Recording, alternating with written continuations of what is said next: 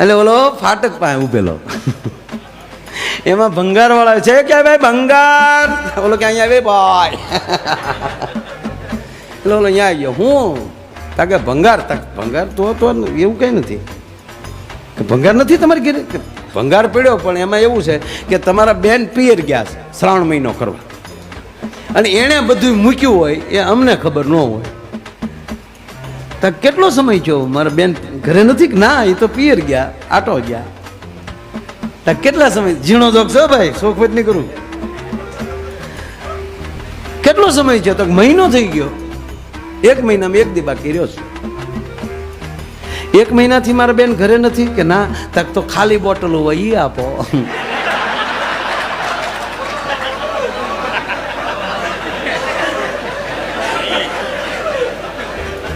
એટલે મેં કીધું બધાને લાગુ પડતું નથી.